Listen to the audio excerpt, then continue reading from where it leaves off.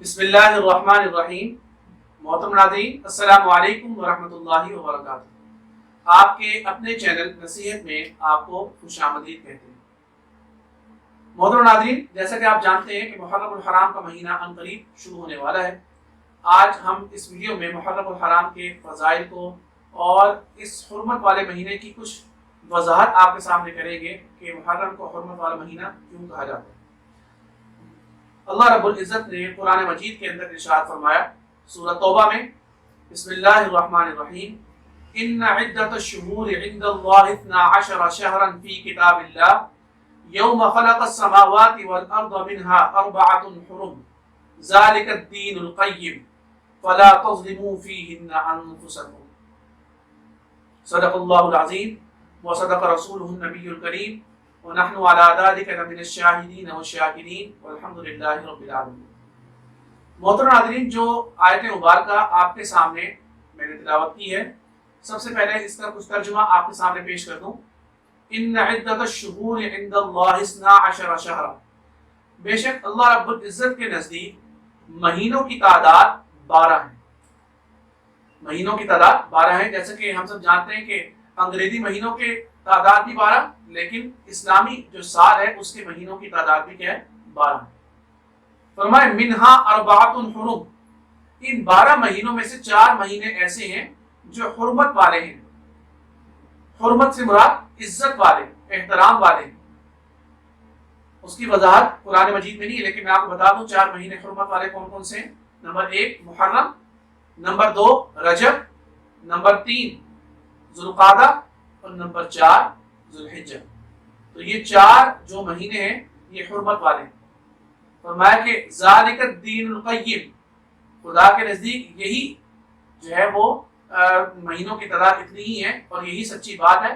فلا تظلموا فیہن انفسکم، ویسے تو گناہ کرنا ہی نہیں چاہیے، لیکن اللہ فرماتے ہیں ان مہینوں کے اندر خاص طور پر گناہوں سے پرہیز کرنا چاہیے، کیونکہ یہ حرمت والے مہینے ہیں۔ اگر ان مہینوں میں بھی کوئی بندہ گناہ کرے گا تو وہ در حقیقت اپنی ذات پر ہی ظلم کرے گا، اپنے اوپر اللہ رب العزت کے گناہ کو متوجہ کرنے کا باعث بنے گا۔ تو اس لیے ہمیں حتی الامکان گناہوں سے بچنا چاہیے، خاص طور پر ان بابرکت مہینوں کی حرمت کی وجہ سے گناہوں سے بچنا چاہیے۔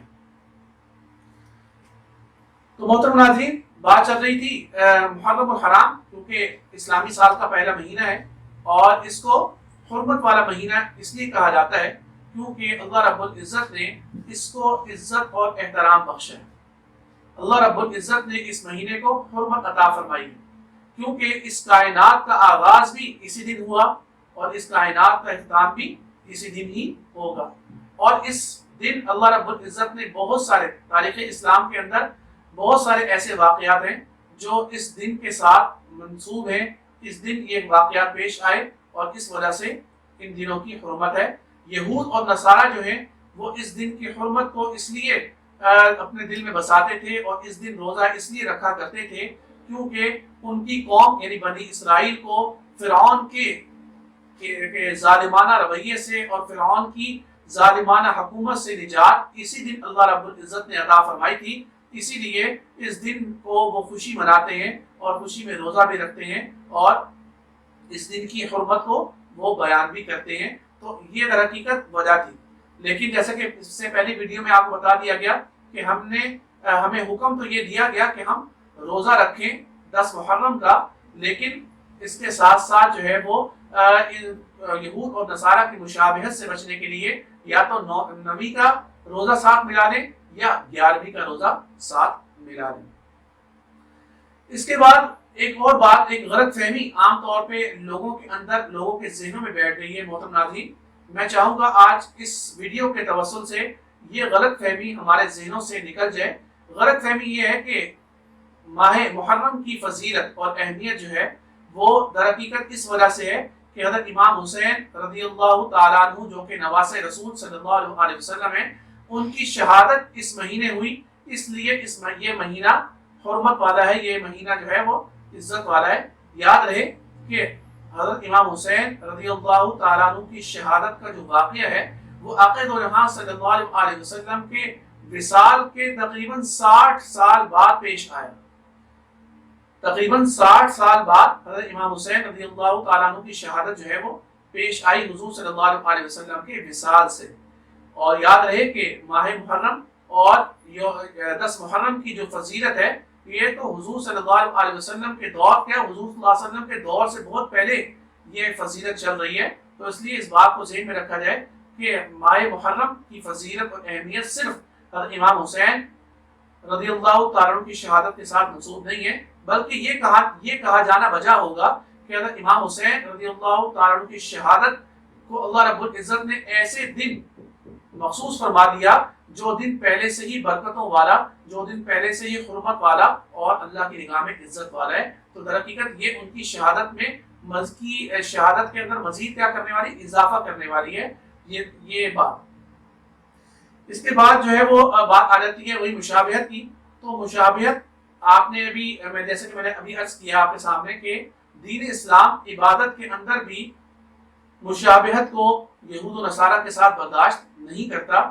آج اللہ معاف فرمائے ہم میں سے کتنے ہی ایسے مسلمان ہیں جو انگریزوں، ہندوؤں اور دیگر مذاہب کے لوگوں کی بود و باشت اور ان کا طرز عمل اختیار کر رہے ہیں اور یہ سمجھتے ہیں کہ اس میں بڑا فخر ہے اور بڑی عزت والی بات ہے۔ یاد رہے کہ اللہ رب العزت نے اور آقا دو جہاں صلی اللہ علیہ وسلم نے اس بات کو واضح فرما دیا کہ جو کسی قوم کی مشابہت اختیار کرے گا، دین اسلام کی طرز زندگی کو پس پش ڈال دے گا اور یہود و نصارہ، انگریزوں، یہودیوں کی اور ہندوؤں کی جو ہے وہ کی معاشرت کو اختیار کرے گا، تو فرمایا اس کو انہی میں سے شمار کیا جائے گا۔ قیامت کے دن اللہ رب العزت جب حساب کتاب فرمائیں گے تو ایسے لوگ ایسے مسلمان جنہوں نے اپنی دنیا کی زندگی میں یہود و نصارہ، انگریزوں اور ہندوؤں کی مشابہت اختیار کی ہوگی تو ان کو بھی انہی میں سے شمار کیا جائے گا۔